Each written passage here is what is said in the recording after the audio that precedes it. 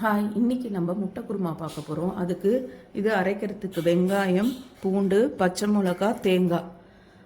வதக்கிறதுக்கு வெங்காயம், தக்காளி, கருவேப்பிலை, கொத்தமல்லி, முட்டை, அதுக்கப்புறம் மஞ்சத்தூள், பட்டை, லவங்கம், சோம்பு, இஞ்சி, பூண்டு இதெல்லாம் வச்சு தான் இன்றைக்கி முட்டை குருமா எப்படி பண்ணுறதுன்னு பார்க்க போகிறோம். இப்போ நம்ம வதக்கிறதுக்கு ஒரு ஸ்பூன் எண்ணெய் ஊற்றிட்டு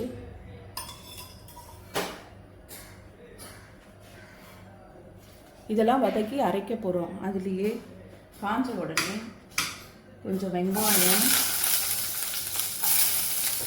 பூண்டு, பச்சை மிளகாய் இது கொஞ்சம் வதங்கினோடனே தேங்காய் சேர்த்து இதை அரைக்க போகிறோம். பாருங்கள், நல்லா வதங்கிடுச்சு. இப்போ நம்ம இதை ஆஃப் பண்ணிவிட்டு ஆற வச்சு மிக்சியில் போட்டு அரைக்க போகிறோம். ஒரு கப் தேங்காவை அதில் சேர்க்குறோம். இப்போ நம்ம ஒரு 2 டேபிள் ஸ்பூன் எண்ணெய் ஊற்றிக்கிறோம். அது நல்லா காஞ்ச உடனே பட்டை, லவங்கம், சோம்பு போட்டு தாளிக்க போகிறோம். காஞ்சிச்சு. பட்டை, லவங்கம், சோம்பு போட்டு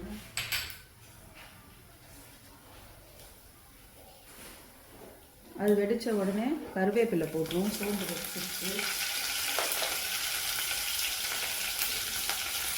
வெங்காயம் சேர்க்கணும்.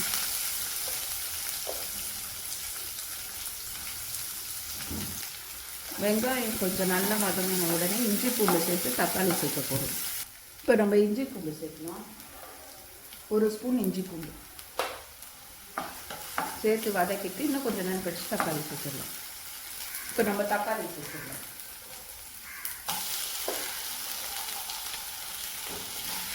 இதுவும் நல்லா வதங்கின உடனே நம்ம அரைச்சி வச்ச தேங்காய் விழுதை சேர்த்துட்டு முட்டை ஊற்றிடலாம்.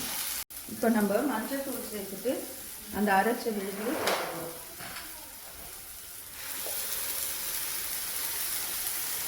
அந்த மிக்சியில இன்னும் கொஞ்சம் தண்ணி கலந்து எல்லா இதையும் ஊற்றிட்டு நல்லா கலந்து விட்டுடலாம். இது ஒரு கொதி வந்தவுடனே நம்ம முட்டையை இப்போ ஊற்றிடலாம்.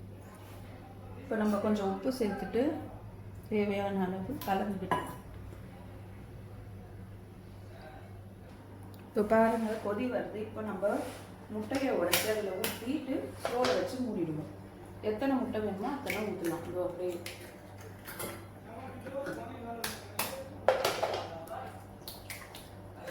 இப்போ நம்ம ஸ்லோவில் வச்சுட்டு தட்டு போட்டு மூட போகிறோம். ஒரு 10 to 15 மினிட்ஸ் ஸ்லோலியே 10 மினிட்ஸ் வச்சுட்டு அப்புறம் ஆஃப் பண்ணிக்கலாம். இதை பாருங்கள், நம்ம முட்டை வெந்துடுச்சு. இதை பாருங்கள், இப்படி எடுத்தால் அப்படியே வரணும். அப்போ தான் வெந்துடுச்சுன்னு அர்த்தம். ஸோ நம்ம முட்டை குருமா 10-15 மினிட்ஸில் வெந்துடுச்சு, முடிஞ்சு. ஸோ இதில் கருவேப்பிலை போட்டு இப்போது ஆஃப் பண்ணி அப்படியே மூடி வச்சிடலாம். நம்ம முட்டை குருமா ரெடி.